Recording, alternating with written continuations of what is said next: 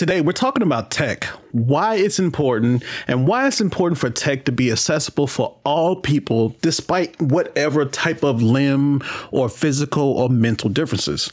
And I'm talking about a couple really cool pieces of tech today that help people who have accessibility issues. Let's get to it.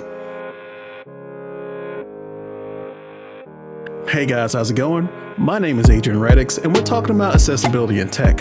Now, I have a personal philosophy that tech needs to work for everybody. It doesn't matter who you are or what you do, what kind of differences you have, social, economic, any type of differences that make you not of the norm.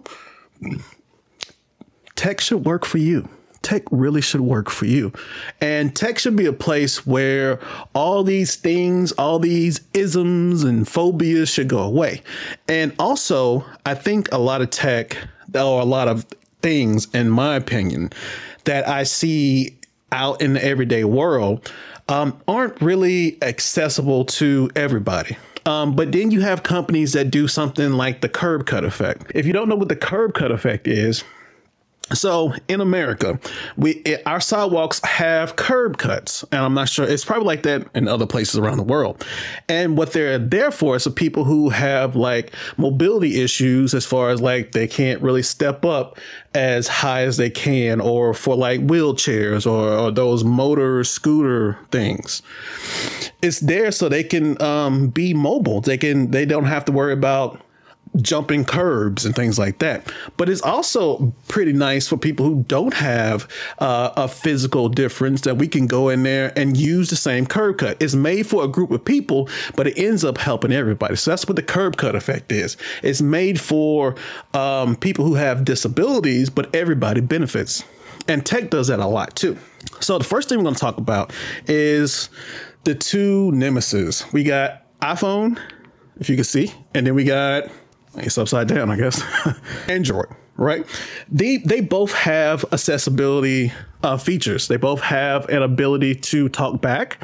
And if you ever see somebody who, every time they get a message or a phone call, the lights flash, that's an accessibility feature. That's one of those curb cut things that we all use. Not all of us, but people who don't necessarily need that technology, they still use it.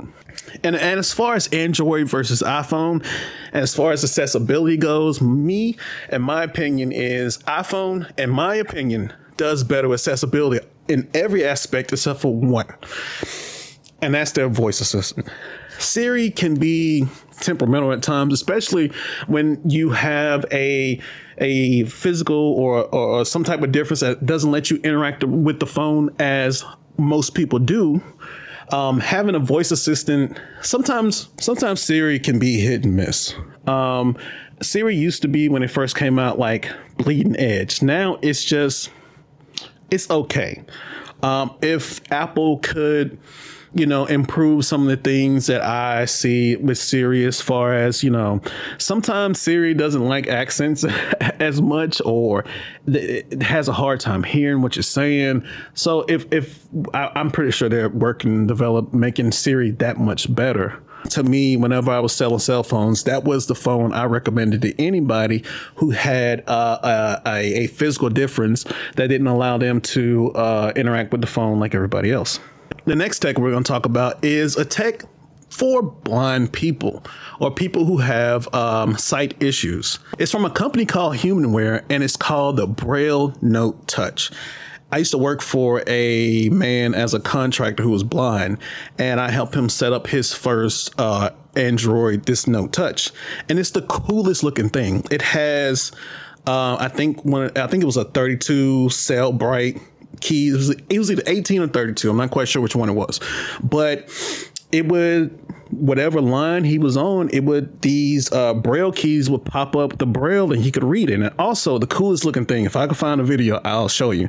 You know how when you're on the loading screen and the circle is like dot, dot, dot, dot, dot, dot? Perfect thing for a Braille keyboard. It'll just start doing that, and you can feel the dots just going in a circle. It's the darnest looking thing. I'm a fan of it. And what it does is it allows people who are sight impaired to be able to interact and use some of the same stuff that sighted people do.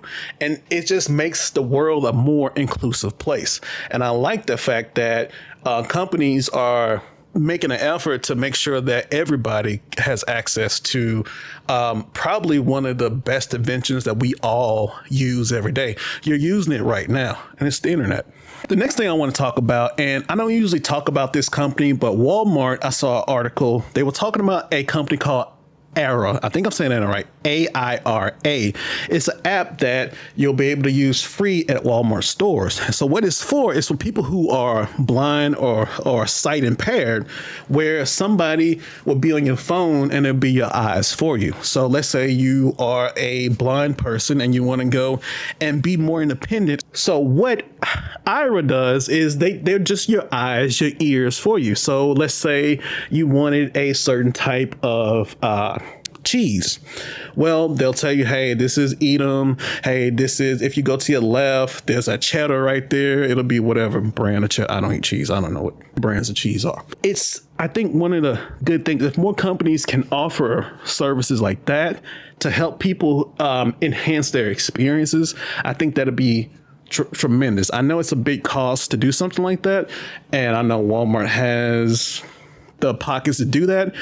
But if we can make it more accessible to more businesses or just to more people, it'd be a game changer. The next thing I want to talk about is AirPod Pros 2. A couple months ago, during the big announcement where they announced the iPhone and all this other tech, they kind of slid this one in here, and I thought it was the most interesting thing from the Apple event. And it's the fact that your earphones, or the AirPod Pros 2, you can take them, put them in your ear, and now they're kind of like a hearing aid device for like mild to moderate hearing loss, right? So people who have some hearing loss, but they already own a pair of AirPod Pros 2, I'm not sure if you know, but hearing aids are not cheap. They are a very expensive piece of equipment, but it serves a purpose. So if you can reduce the cost for somebody who has like not severe hearing loss or something like that, that'd be great to bring the cost of accessibility back down. Also, what it'll do is they went with some developers and doctors and things like that. So if you suspect you have some type of hearing loss, you can do the hearing test, and I think it can either do, I'm not sure what happens with the results. I don't know if you can upload them to your doctor or it sends it. I'm not sure how that part works. So if you have an updated iPhone, then that feature is already on your phone, and you can use it right now. Only thing you need is an iPhone and some AirPod Pro 2s. I think that's a very awesome thing for people who have hearing differences. And for the last one on the list is one of my most favorite accessibility pieces of tech, right? And it's the quad stick FPS. Now, the quad stick FPS are for people who are quadriplegics. So I don't know if you've ever seen it, but a lot of quadriplegics, they have this tube that goes in their mouth, and the tube that goes in their mouth, it can control, their chair. Like if it goes forward, backwards, turns around, whatever it does. They took that same kind of technology and put it on a joystick. And so people who are quadriplegics can also play games. There's this one gamer, I'll put him up on the screen. He is a 49ers fan, but everybody can't be perfect. But he does a lot of Call of Duty, first-person shooters, and he streams, and he uses, it looks like it's the quad stick. I'm not sure if there's a lot of other brands out there, but the quad stick is the only one I know. But it's the coolest thing that you can take something that it was already a technology that people use and adapt it and make it so people can have entertainment, people can have fun, that people can still feel like a part of the crowd, because that's what I think tech needs to do, is not to separate. Tech needs to bring people together no matter what their differences are.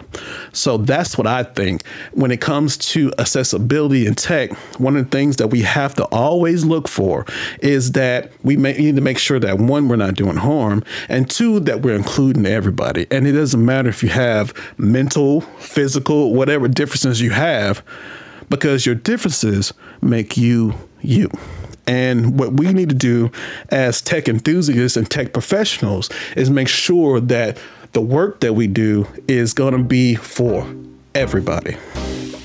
Hey guys, that's it. If you like videos like this, I have a video about Apple Legacy that they released a couple years ago. And also, YouTube will pick another video for you that they think you might like. And I'll catch you guys in the next one. Have a good one.